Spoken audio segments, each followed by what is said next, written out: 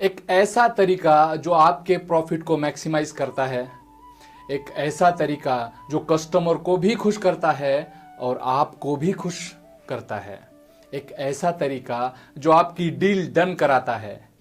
ये सारे पॉइंट्स एक ही चीज कराती है और उसे हम कहेंगे निगोशिएशन, या तो उसे कॉमन पार्लेंस में बोलते हैं बार्गेनिंग टेक्निक्स। क्या होता है ये? कौन सा प्रैक्टिकल और साइकोलॉजिकल मोडस ऑपरेंडी का इस्तेमाल हम इसमें कर सकते हैं? आइए डिटेल में जानने के लिए आपका मेरे गुरु मोटिवर्सिटी चैनल में फिर से और दिल से स्वागत है। आइए शुरू करते हैं आज के इस बेहतरीन वीडियो को।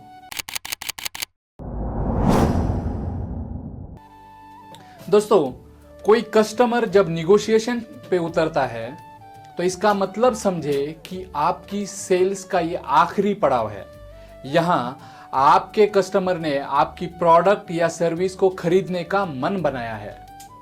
आपकी सारी स्पेसिफिकेशंस पे वो कॉम्प्रोमाइज करके राजी हो गया है। अब जब डील डन होगी तो पैसा आपके अकाउंट में, नहीं तो हाथ मलने के सिवा कोई रास्ता ही नहीं है। यहां चूक करना मतलब आपकी की हुई सारी मेहनत पे पानी फेरना होता है। जैसा कोई स्टूडेंट 12th में अगर फेल हो गया तो फिर से उसे पास होने के लिए जीरो से शुरू करना पड़ता है। इन द सेम वे हमें भी अगर निगोशिएशन सही नहीं हुआ तो फिर से नए कस्टमर को ढूंढना पड़ता है। और आप तो जानते ही हो कि नया कस्टमर लाने के लिए कितना कष्ट उठाना पड़ता है। कोका, जिसको बोलते हैं कॉस्ट ऑफ कस्टमर एक्विजिशन, वो बहुत हाई जाती है नए कस्टमर को एक्वायर करने के लिए। कस्टमर बात करेगा प्राइस पर, आपको बात करनी पड़ेगी वैल्यू पर। इसका मतलब वो बोलेगा कीमत बहुत ज्यादा है, आपको बोलना और समझना है आपकी कीमत से कई गुना ज्यादा मिलने वाला इसके फायदे के बारे में। कस्टमर बोलेगा कुछ कम नहीं हो सकता, आपको बोलना है आइए बैठिए पानी पीजिए। उनके लिए पानी मंगवाना है। वो प्राइस कम करवाने के ऑफेंसिव मोड में है, आपको वैल्यू बताने के डिफेंसिव मोड में जाना पड़ेगा। यहां पे आपके बात करने का ढंग, बात करने का लहजा बहुत ज्यादा मैटर करता है। यहां ये सबसे ज्यादा इसलिए जरूरी है क्योंकि कस्टमर ईगो पे आ जाता है और ईगो को शांत करने का तरीका आपकी बात करने की कला में होता है। मैं एक एग्जाम्पल के तौर पे आपको बताता हूं। क्या हुआ था, एक बार मेरा दोस्त एक कैमरा परचेस करने के लिए मुंबई की एक शॉप में गया था। वहां पे उसने कैमरा स्पेसिफिकेशंस बोले और जैसे बोले वैसा कैमरा, वहां पे जो शॉप का ओनर काउंटर पे बैठा था उसने कैमरा दूर से ही दिखाया और उसकी कीमत बोली। और उसका रवैया बहुत ईगो वाला था, थका हारा था, एंग्री मैन जैसा वो दिख रहा था। ऐसे लगा जैसे उसको कोई कस्टमर की जरूरत ही नहीं है। तो वो बात मेरे फ्रेंड को पसंद नहीं आई और वो बाजू वाले शॉप में चला गया। बाजू वाले का रवैया बिल्कुल उसके उल्टा था।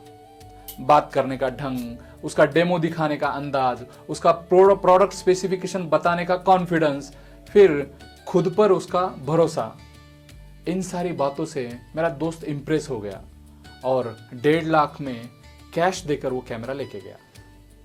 कहने का मतलब है दोस्तों, निगोशिएशंस में सॉफ्ट स्किल्स का इस्तेमाल करना बहुत बहुत इंपॉर्टेंट है। भले ही आप उस टाइम पे बोर हो चुके हो, दुखी हुए हो, आप एंग्री हो, आपके घर में बीवी ने कुछ बोला है, कस्टमर को इससे कुछ लेना देना नहीं होता। यही सारी बातें निगोशिएशंस करते समय इंपॉर्टेंट होती है दोस्तों, इसको आपको ध्यान में बिठाना है।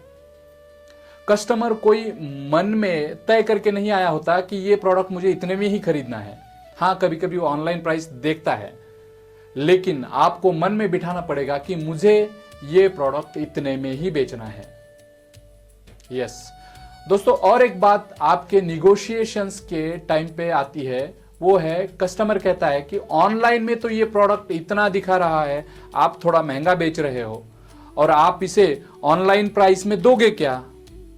फिर वो कहता है कि बाजू वाला आपका कॉम्पिटिटर वो इतने में दे रहा है, मैं तो सिर्फ आपके पास प्राइस चेक करने आया था, तो दोगे क्या उतने प्राइस में?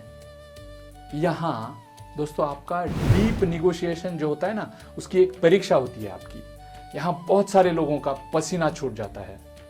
यहाँ पे जो ज़्यादा इफेक्टिव तरीके से निगोशिएट करेगा वो विनर बन के उभरेगा। यहाँ पे आपको वॉर जीतने के बारे में सोचना है। छोटी छोटी लड़ाई तो हारे तो भी चलेगा, ताकि इससे क्या होगा कि सामने वाला जीतने का एहसास वो महसूस करेगा। आपको आपके उस प्रोडक्ट के साथ कोई और रिलेवेंट प्रोडक्ट जिसकी वैल्यू ज्यादा है मगर उसकी प्राइस कम है, क्या जिसकी वैल्यू ज्यादा है मगर उसकी प्राइस कम है, उसको फ्री में देना है। और एक बात आपको उस कस्टमर को एक टेम्पररी कस्टमर ना समझते हुए उसको एक रिलेशन बिल्ड करके लॉन्ग टर्म के लिए उसको एक कस्टमर समझना है। दोस्तों और एक बात समझे, आपका जो बिजनेस है, आपके बिजनेस को इकोनॉमीज ऑफ स्केल में करना है। मतलब जैसा डीमार्ट करता है, जैसा जियो करता है, इन द सेम वे आपको बिजनेस की स्केलेबिलिटी बढ़ानी होती है, ताकि आप इस कॉम्पिटिटिव प्राइसिंग में और बेहतर कर सके। और एक इंपॉर्टेंट बात, आप B2B बिजनेस में एज अ कस्टमर के तौर पे आप निगोशिएटिंग स्किल्स को हासिल कर सकते हैं। क्या निगोशिएटिंग स्किल्स को हासिल कर सकते हैं, उनको सीखना पड़ेगा।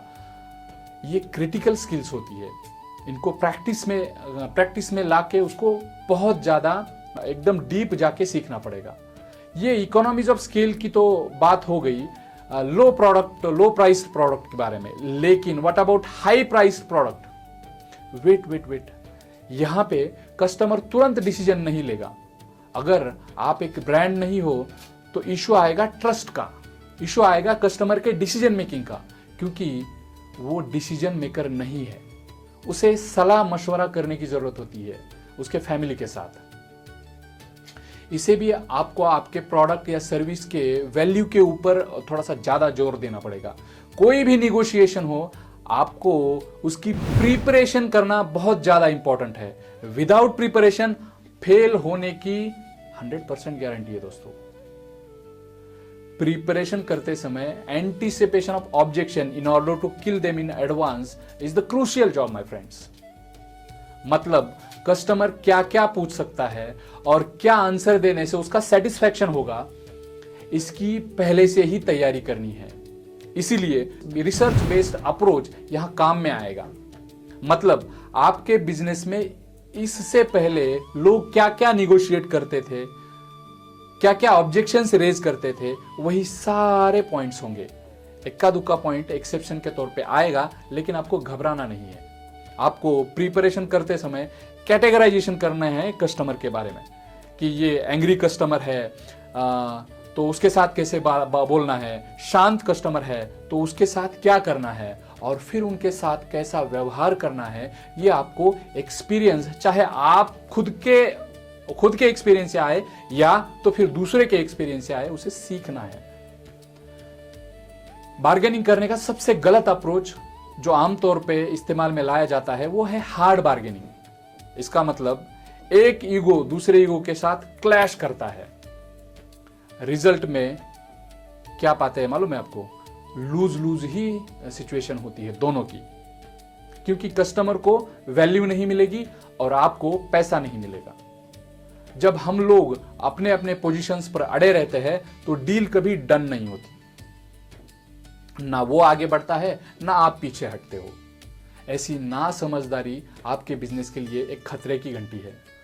दोस्तों, आप डील को तब छोड़ सकते हो जब आपका प्रॉफिट का जो थ्रेशोल्ड लेवल होता है ना, वो अचीव नहीं हुआ हो।